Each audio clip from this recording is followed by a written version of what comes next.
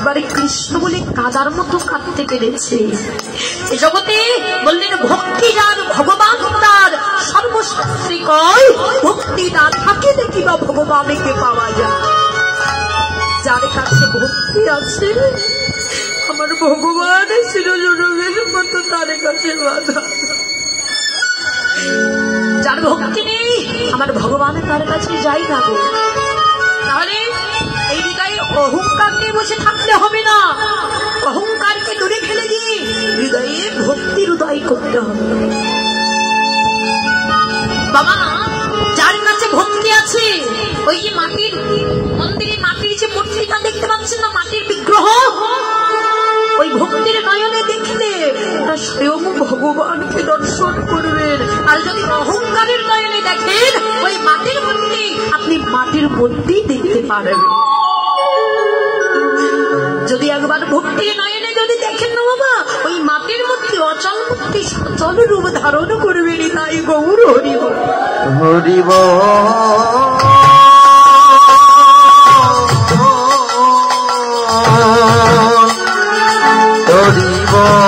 হরি হরি হরি হরি বল।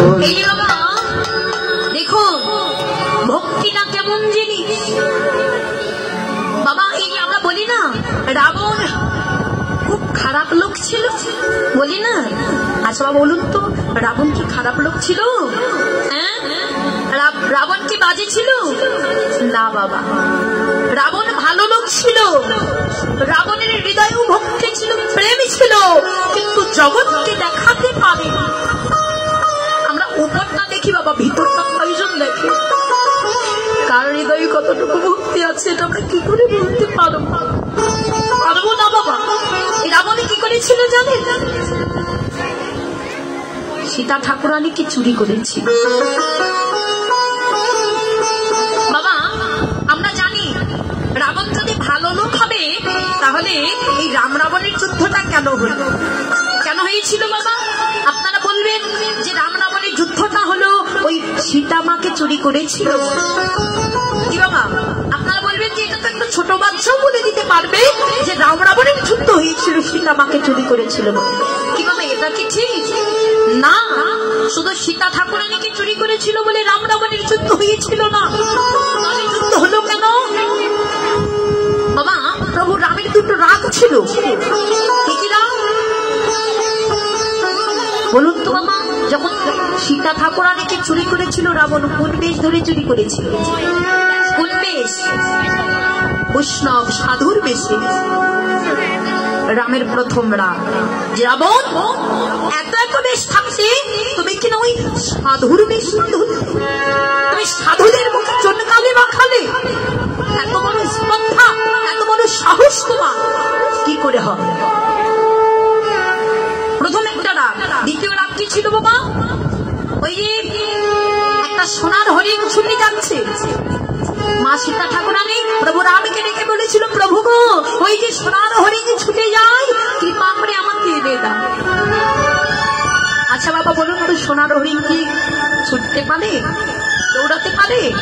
হ্যাঁ, এটা আমি জানি, আপনারা জানেন, আমার প্রভু রাম কি জানতো না?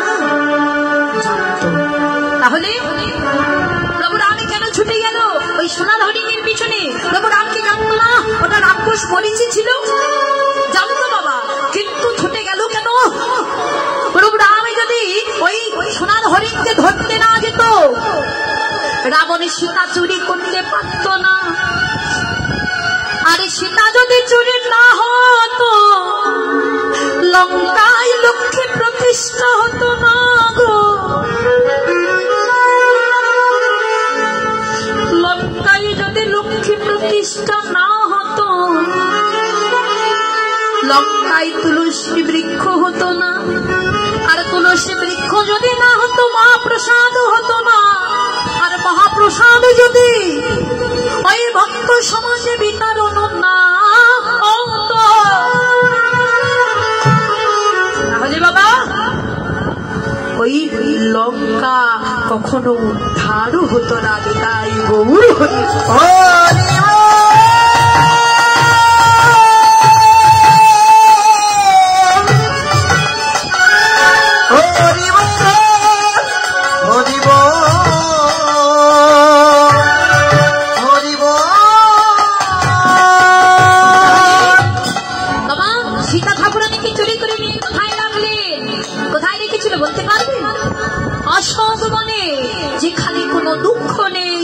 জ্বালা নেই, যন্ত্রণা নেই। সেই অশোক বনে রেখেছিল বাবা, ওই চেরিকে তারা মার খাওয়াচ্ছিল সীতা ঠাকুরানী। তাহলে যখন ওই অশোক বনে সীতা ঠাকুরানীকে রেখেছিল বাবা, রাবণের কতগুলো স্ত্রী জানেন? কতগুলো? হ্যাঁ, 10,000 স্ত্রী ছিল, 1 লক্ষ না। গৌর হরিব, ওই 10,000 স্ত্রীর মধ্যে প্রথম স্ত্রীর নাম ছিল বাবা মন্দোদরী। মন্দোদরী রাবণকে ডেকে ডেকে বলছি, স্বামী তোমার এত এত স্ত্রী থাকা সত্ত্বেও তুমি সীতাকে কেন চুরি করে নিয়ে আসলে? হ্যাঁ, আবার চুরি করে নিয়ে এসেছো, ভালো কাজ করেছো, না হয় চুরি করে আনলে, কিন্তু তুমি অশুভ বনে কেন চেরিকে তোমার মার খাওয়াচ্ছ? মন্দোদরী নয়না জলে কেঁদে কেঁদে বললেন, প্রভু গো, তুমি কি কাজ করছো? এটা তুমি ঠিক করছো না। এত এত স্ত্রী থাকা সত্ত্বেও তুমি সীতাকে চুরি করে ওই অশোক বনে রেখে দিল। মন্দোদরী নয়না জলে কেঁদে কেঁদে বলছে, প্রভু এটা তুমি কি করলে? সীতা মাকে অশোক বনে রেখে তুমি চেরির দ্বারা মার খাওয়াচ্ছ কেন? বাবা, রাবণের কি সীতা ঠাকুরানীকে হরণ করার ইচ্ছে ছিল? ছিল না বাবা। তাহলে যদি হরণ করার ইচ্ছা থাকতো তাহলে ওই 10,000 স্ত্রীকে একটা ঘর দিতে পারলো, সীতা মাকে কি ঘর দিতে পারতো না বাবা? পারতো। তাহলে কেন ওই চেরির দ্বারা মার খাওয়াচ্ছে? সীতা ঠাকুরানীকে যত দুঃখ দেবে, যত কষ্ট দেবে, সীতা ঠাকুরানী তত হারাম হারাম করে কাঁদবে। আর ভগবান ভক্তের নয়নের জল সইতে পারে না। ভগবান ওই ভক্তের নয়নের, ভক্ত যখন কাঁদবে ভগবান ছুটে যাবে ভক্তের কাছে। সীতা ঠাকুরানীকে অশোক বনে রাখলেন। এবার রাবণ মন্দোদরীকে ডেকে ডেকে বললেন, মন্দোদরী শোনো, আমি সীতা মাকে কেন চুরি করে এনেছি জানো? কথা বলতে বলতে বাবা বলে বসলেন, সীতা মা, সীতা মা, সীতা তোমার মা? এগো পাগলিনী, সীতা তো আমার মা হয়। আমি সীতা মাকে কেন এনেছি জানো? শুনেছি কান টানলে নাকি মাথা আসে। ওগো মন্দোদরী, আমি টানতে এনেছি। তুমি জানো না মন্দোদরী, সীতা মা হলো আমার ভবপদা পরের তর। সীতা মা হলো আমার ভবপদা পরের তরণী। তরণী মানে কি বাবা জানেন? নৌকা। বললে রঘু মন্দোদরী, সীতা মা হলো আমার ভবপদা পরের নৌকা। আমি ওই সীতা মাকে অশোক বনে যত দুঃখ দেব, চুরি দ্বারা যত মার খাওয়াবো, আমার ভগবান ছুটে চলে আসবে সীতার কাছে। আর আমি শোনো মন্দোদরী, আমি যাব না আমার প্রভুর কাছে, আমার ভগবান ছুটে আসবে আমার কাছে।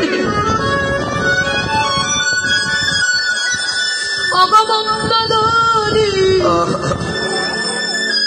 সীতা মা হলো আমার ভবপদা পরের তরণী।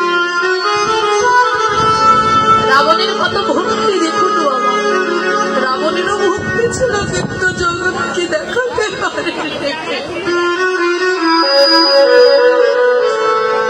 রাবণ নয়নে যদি গৌরশ্রী কাঁদছে, মন্দোদরী যখন কাঁদছে না বাবা, মন্দোদরীও কাঁদছে।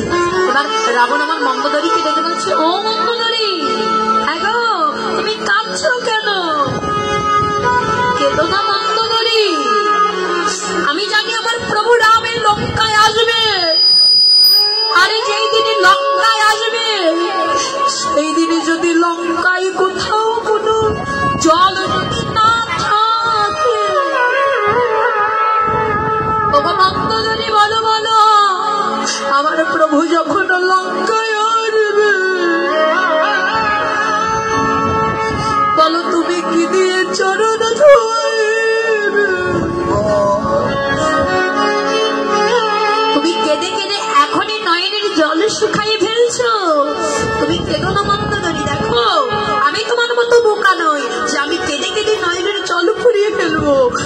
আমার প্রভু রাম যখন লঙ্কায় আসবে, আমি কি করবো জানো? লঙ্কায় যদি কোনোদিন কোথাও জল শুকিয়ে যায়, আমি ছুটে গিয়ে প্রভু রামের চরণ দুটি আমার হৃদয়ে জড়ায়ে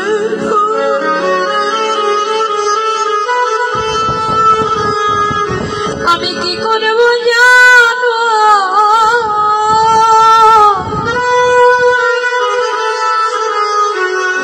আমার নয়ন জলে ছড়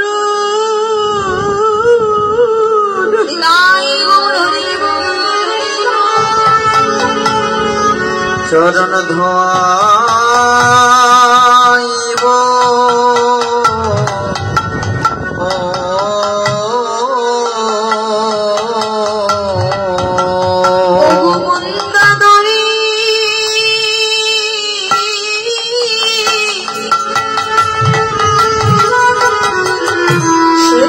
আমি নয়ন জলে চরণ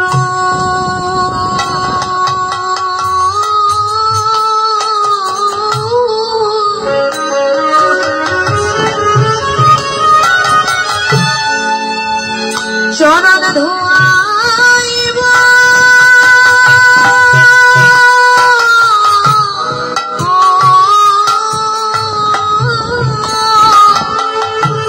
ওই চরণ দুটি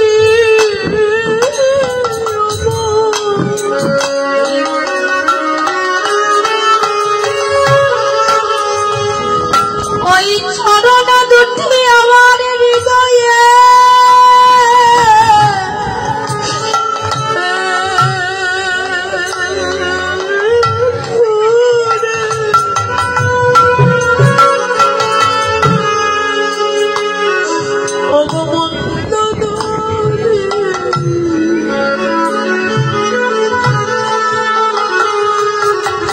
আমার নয়ন জলে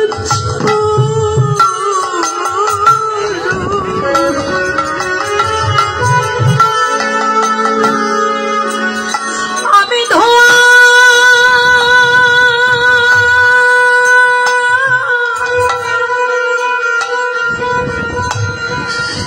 ধোয়াইব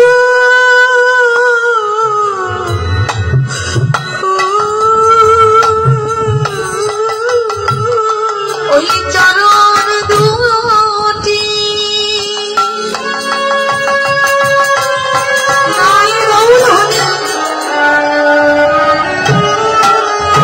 আমার হৃদয়ে ধরে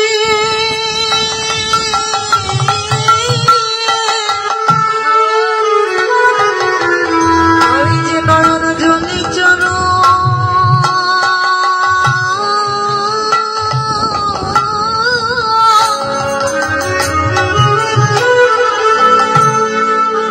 চরণ ধোয়া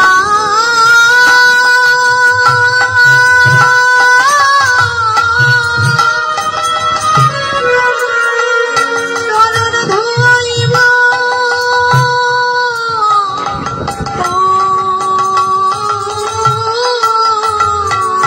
ভগবন্ত দেবী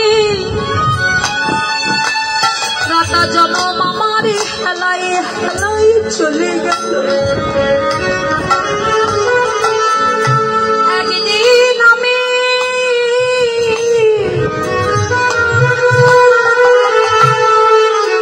আমার প্রাণ গোবিন্দের কথা মনে করল হেলায় হেলায় বেলা গেল ভগবন্ত নেই জগতে আমি বড়